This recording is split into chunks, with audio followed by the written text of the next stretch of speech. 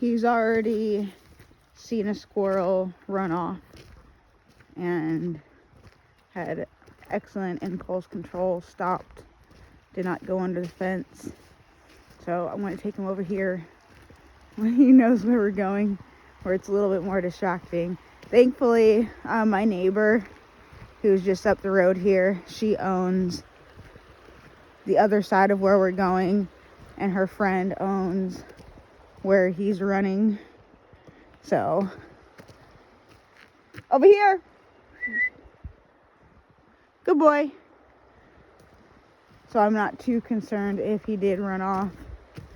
Our property is literally right where we're going, so our property is just on the other side of this creek. So we're not far from home, and I don't usually let my dogs go ahead of me. I have another dog, River, and I let her get in that habit of just free running like this, and now she is not wanting to listen very well. So we've been working on all of that at home. I still let her come out here, but she doesn't like doing the obedience part out here, because that's what she's gotten used to since I owned her. She was a board and trained dog that the owner couldn't keep. So she's a good dog. Just, she's husky, Aussie, shepherd, something. So a little stubborn.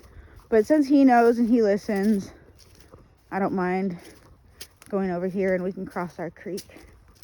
So let's go. Good boy. I'm gonna cross over here.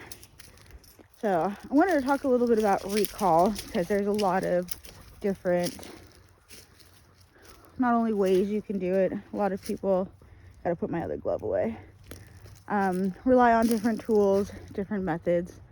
While there's no wrong way of teaching recall, the biggest thing is to be consistent. And if your dog is starting to ignore you, then put them back on the leash or a long line and work them more consistently in that environment. So if your dog does not recall in your yard, then you need to work in that environment before you go to, say, a park. You can still work in the environment of the park, but a long line is a great tool. You can use even a 12-foot one. That way you're not giving the dog, you want the dog to be able to not only make the choice, but have the freedom. And unless you're in a enclosed area, you will need something to keep everyone safe. So I personally use long lines. I'll use flexi leashes only if the dog is 100%. Otherwise, I do not recommend those. They are not safe if your dog is not 100% on recall. So those, I'm sure many of you have seen the videos where the owner goes outside the front door, dog sees something, takes off, owner's on the floor, leash is either snapped or owner's being dragged. So it's not the best tool for a dog that does not have leash manners. So, or at least a recall, at least something that you can call them back to you. So how I personally teach recall is, as soon as the dogs come home, I work at home. I have about an acre that is fully fenced in, and then I have smaller yards that I utilize not only for exercising, I use them to help with separation anxiety. So it gives the dog space where they can see me and we can work through different things of that nature. So I have smaller areas if the front yard is too big. So I'm able to adjust where it's needed. And then of course I use leashes and long lines. So once the dog is comfortable being called back at home, then we'll go on walks. I won't work on anything specific for the first few weeks, maybe month or so, just depending on the dog. I've had dogs stay here for a month and still didn't learn much, just because of how they were. It was a special case that ended up more to it. But typically, so within 3 months, the dogs know how to be somewhat off leash. I like to wait more 6 to 9 months. That way it gives me a good time frame to really test them. Like today, the last time I let him run was when there was a squirrel, but there was a fence that he couldn't get through. So that time I let him chase the rabbit, and then I recalled him once he was done. So he has some experience with being in that prey drive mindset. So he's been really good. But I still have to pay attention. So if I was just talking and not watching him, because even though my camera's on him, I'm physically watching him. So I'm watching him off camera. So sometimes that's why, if the camera's not recording where it should be, I'm more focused on what he's doing. So that way I can make sure that if I do get distracted, he's really good about checking in. He's a great dog. I would have trained him as a service dog, but he does not do well in the car.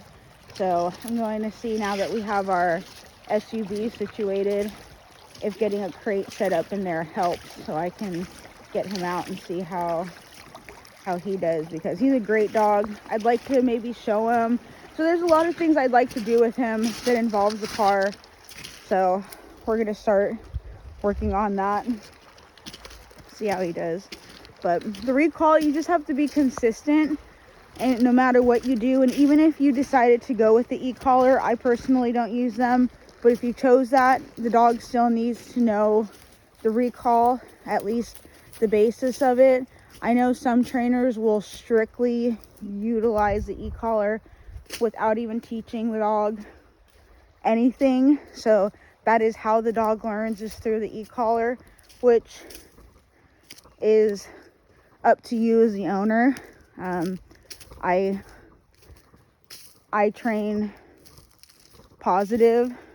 I have a balanced approach when it comes to certain things, like the dog's chasing things. I will correct, I'll say no, or I will say because that breaks their focus, and that's where people would utilize the e-collar. So instead of them verbally saying something, they would utilize the tone or the stim or shock in order to get the dog to pay attention. So usually all I have to do is call their name and say here or come back. But he's at a point where I can trust him a little bit more. Now that doesn't mean I'm going to do this all the time. I've never used food with him to teach recall either. I may with puppies, especially with their food, and if they're newly coming out here. Otherwise, it's just based on me calling and being consistent and them understanding. So you never want to punish or correct. I know a lot of trainers will say, there's a couple out there, say, go grab the dog, bring him back, tell him no. If you choose to do that, you will have your own results.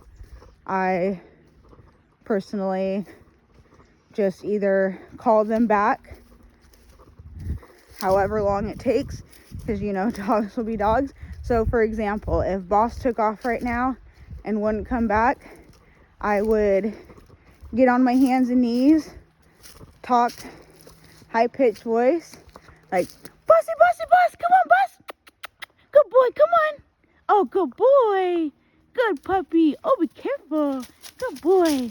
So he knows. We gotta get all these pokies off now. So he knows when he hears that, he's like, oh, well, what's going on over there? And it also sometimes sounds like an animal. So if you can do something that grabs their attention and then put the leash on and then rework them before you let them back off, because you want to not only set them up for success, but you don't want to make it stressful. You want to make it fun. So if you're having to either correct by calling them a bunch or saying, come here, get over here, then that's the time to either end the session or put them back on a leash and start again. So I'm trying to watch where I'm walking and him, because he's way further than I'm used to. But there's something over there, that some sort of animal that was there last night. So just be consistent. Start small. It doesn't have to be a crazy session. So if you have a puppy, you're pretty much doing recall throughout the day anyways. So when you're calling them to eat, you're calling them, let's go potty, let's go outside. So you're pretty consistently calling your puppies when they're young.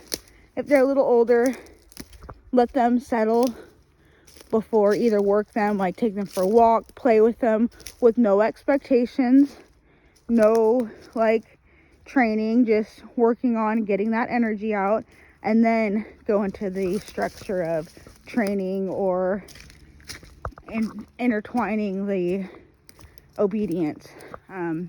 I tend to do it throughout the day more so than, unless it's a service dog, then we'll have specific sessions.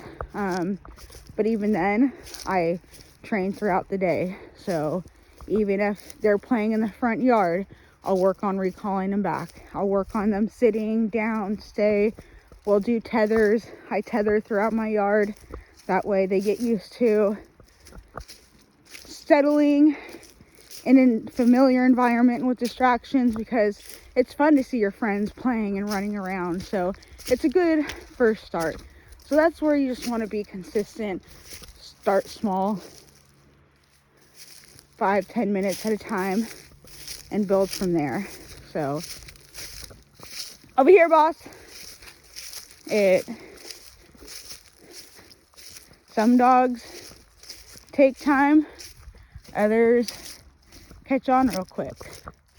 So I'm actually going to put him, good boy, on the leash, because I want to work with him a little bit on it. So I will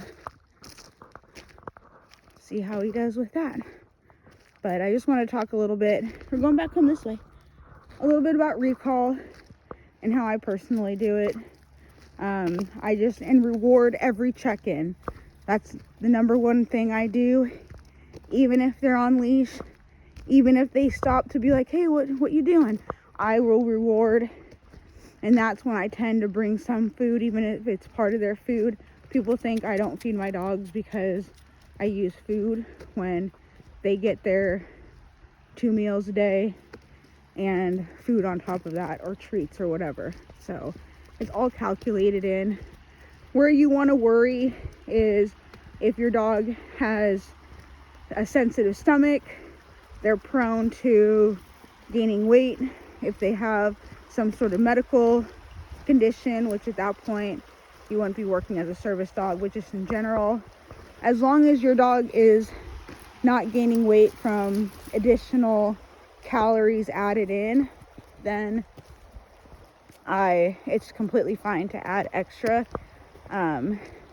It's typically the people that use treats for every session, that's when they will break it up either with their food. So say their morning session will be their breakfast, and then that's all they get until their lunch or their dinner. I personally don't do that.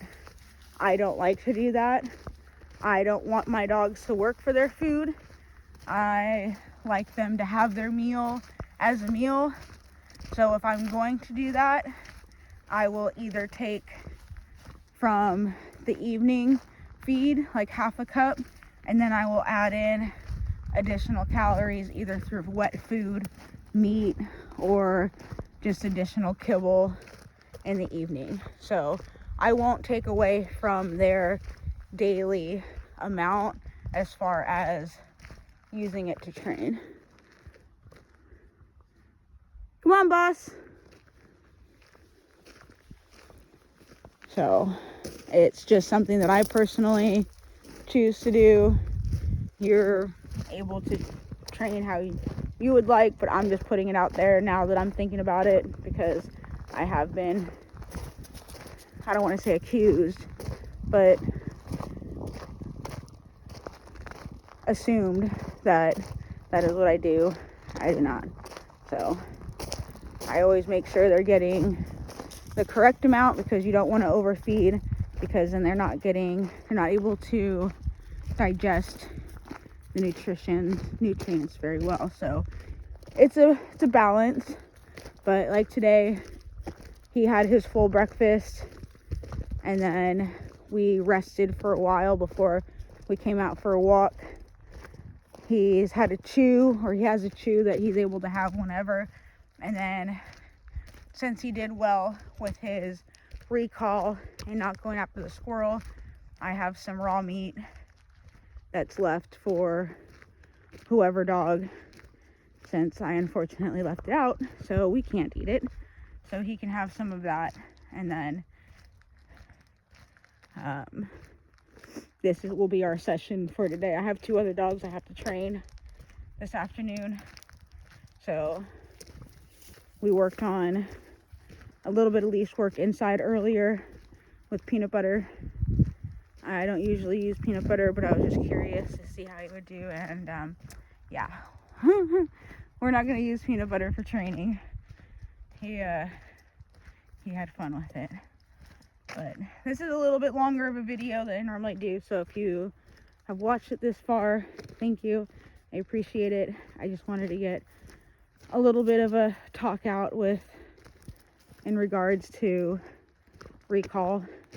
I have quite a few that I can take out here and they're completely fine, and then I have 3 that I know for a fact would have gone after that squirrel. So those 3, they're still on long lines, they're still on leashes, and then they're on spurts off leash. So I don't wait until they start ignoring me.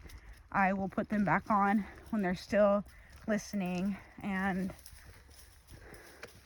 able to explore without me having to, call them back in my eyesight. And that's where Boss is at.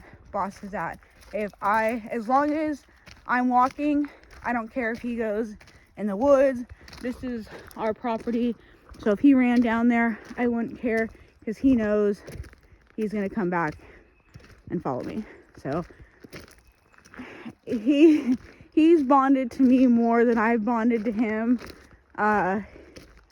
He was very scared and very timid when we got him, because we were his second home already, and the previous owners said he was way too wild, so he pretty much was left outside to do whatever. So he was used to being more outside and not understanding how to be inside, and it was a little stressful for a few weeks, but more. I hear rustling down there. There's rabbits down there, so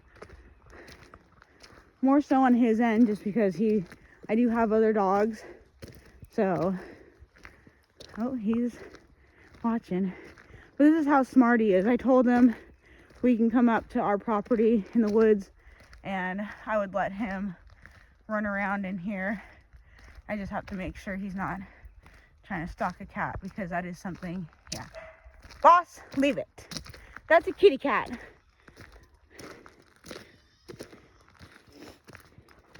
That's his only issue. And that's the biggest reason why I'm keeping him, is because he hasn't hurt one, and he never has. But I don't want him hurting one. And leave it. Let's go. Good boy. Sit. Boss, sit. Good boy. So he listens. Oh, well, he's like, I gotta turn around though. Well, if you turn around and sat, leave it. Stay over here. Good boy.